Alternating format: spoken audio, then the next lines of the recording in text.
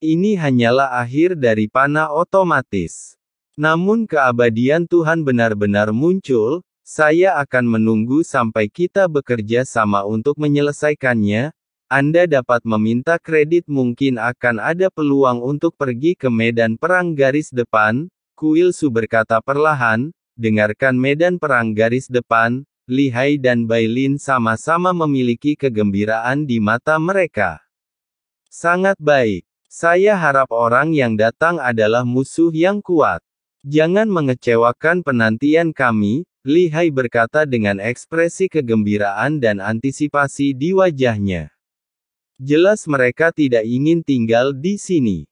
Tapi saya ingin maju ke depan dan bertarung, karena hanya dengan ikut serta dalam pertempuran di garis depan, seseorang dapat memperoleh pelayanan yang berjasa.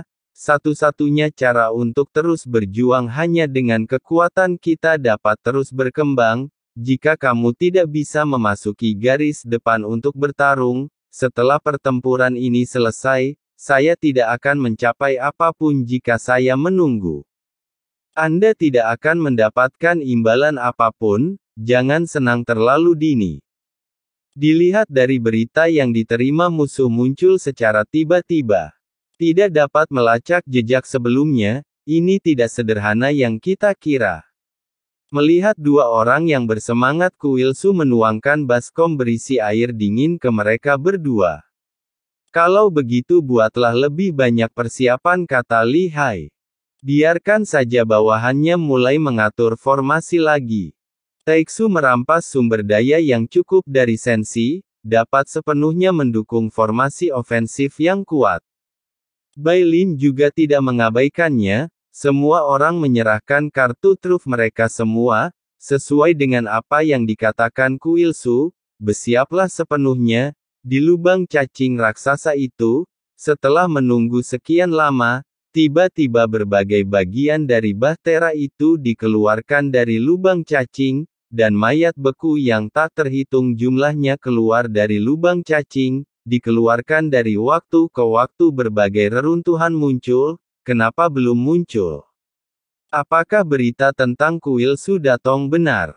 Tanpa keraguan hitung waktunya, harus menunggu beberapa saat, Kuil-su terus menutup matanya. Di depannya pedang hitam digantung, cahaya hitam menyelimutinya, tubuh pedangnya tumbuh dengan budidaya yang konstan. Fluktuasi yang dipancarkan semakin kuat. Semakin lama mereka datang, senjata terlarangku, pedang pengejar jiwa Void akan menjadi lebih kuat. Pada saat aku bisa membunuhnya dengan satu pedang, sosok itu duduk bersila di atas naga bersayap. Dua Taeksu datang bernama Kuil-su penuh percaya diri. Sepertinya mereka berpikir musuh datang kali ini paling-paling, itu hanya dewa yang telah menembus keabadian tingkat pertama. Meskipun itu adalah bahtera yang dibuat oleh para dewa kuno. Bisa lebih cepat, tapi bepergian melalui lubang cacing seperti itu. Ini masih membutuhkan waktu puluhan tahun. Xiaoyan tiba-tiba rindu berada di dunia kuno keabadian dan iblis. Mengandalkan kehendak makhluk abadi dan iblis, Anda dapat bergerak secara instan. Ini akan menghemat banyak waktu. Tentu Xiaoyan juga mencoba memanggil keinginan Senshi. Secara logika dia adalah reinkarnasi yang mulia. Yang mulia pernah menjadi putra Senshi. Keinginannya harus membantunya, tapi usaha Xiaoyan tidak ada tanggapan dari Senshi. Mungkin karena kekuatan Xiaoyan saat ini masih jauh dari cukup. Bahkan jika yang mulia sebelum reinkarnasi bisa mendapatkan bantuan dari kehendaknya, tapi bagaimanapun juga, dia baru saja bereinkarnasi, dan dia bukanlah orang terkuat yang pernah bercita-cita memenangkan gelar Senshi. Wajar jika tidak ada tanggapan di Senshi, kita hanya bisa melewati lubang cacing dengan jujur. Dan formasi bergerak-bergerak, melalui lautan kosong Senshi. Setelah beberapa pemikiran, Xiaoyan mengeluarkan kuali obat. Daripada khawatir dan takut, lebih baik membuat obat di sini. Dia hanya bereaksi, sekarang bahkan jika kita menghadapi situasi apapun di sini, di sampingnya Xiaoyan ada keberadaan abadi dari 50.000 dewa. Hanya di antara 50.000 dewa abadi, kebanyakan dari mereka berada di level kedua, tentu tidak menutup kemungkinan ada orang kuat yang menyembunyikan kekuatannya yang sebenarnya. Saya belum menerobos keabadian Tuhan, jadi meskipun mereka berada pada langkah kedua, Xiaoyan tidak bisa secara akurat memahami kekuatan dan wilayah mereka.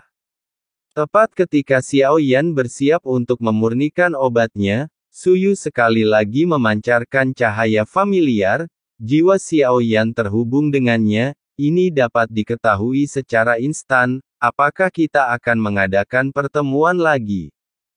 Xiaoyan mengeluarkan batu giok khusus itu lagi, ini segera mengingatkannya saat dia kembali ke Sensi, dari dunia kuno keabadian dan iblis.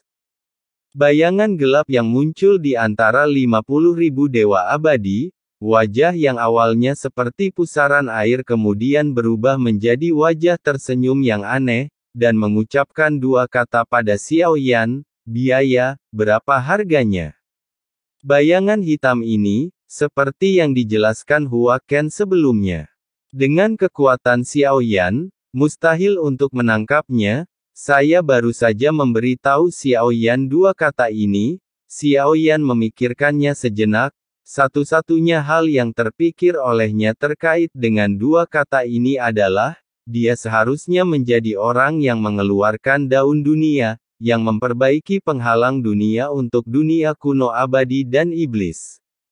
Melihat batu giok yang bersinar, Xiaoyan tidak langsung masuk sebaliknya. Tanyakan pada Tuan Zan di pagoda Zichen Suling, Zan tua kali ini saya menggunakan daun dunia untuk membantu dunia kuno yang abadi dan iblis berapa biayanya, tentu pilihanmu bukan individu yang diselamatkan, tapi dunia.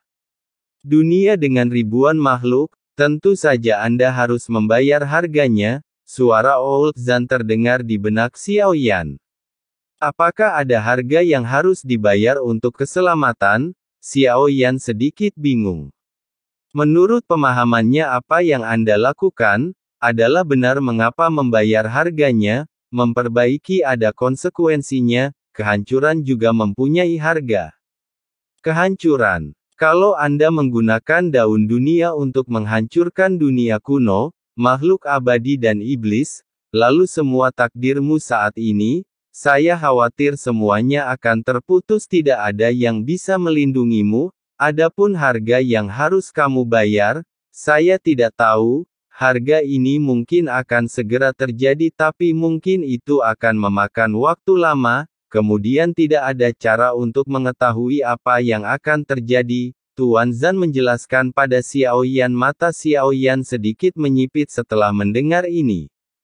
Aku sudah memikirkannya sebelumnya jika memang ada hari seperti itu jika Sensi benar-benar kalah dari Taiksu, jika itu mengorbankan nyawaku, maka daun dunia dapat menghancurkan Taiksu sehingga menyelamatkan Sensi, saya tidak bisa menahannya, apa yang menurutmu tidak benar? Ketika Anda tidak mampu menanggung biayanya nanti harganya akan ditransfer. Tuan Zan terus menanggapi Xiaoyan, transfer.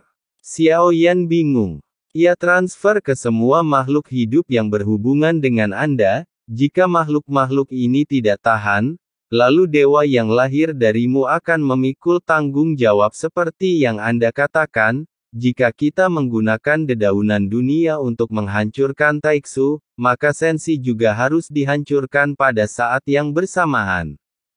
Tentu daun dunia juga punya aturan, mungkin sesuatu akan terjadi namun segala sesuatunya harus tetap dalam checks and balances kalau tidak, itu tidak akan berhasil, apa yang dikatakan Tuan Zan sangat jelas.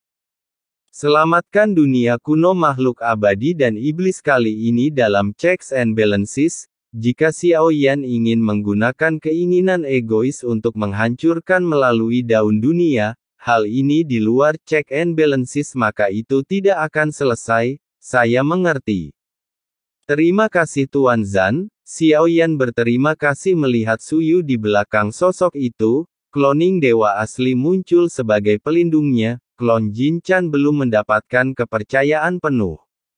Jadi saat memasuki Chaos God Realm, itu hanya bisa diberikan kepada klon dewa asli. Selain itu, terdapat mata anjing di bagian lengan jubah.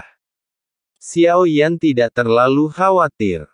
Segera sebuah pemikiran muncul tenggelam dalam batu giok. Jiwa seakan tersedot dalam sekejap setelah mengalami perasaan terjatuh yang familiar. Xiaoyan hanya merasa pasti ada sesuatu di bawah kakinya dalam sekejap. Dia menstabilkan tubuhnya.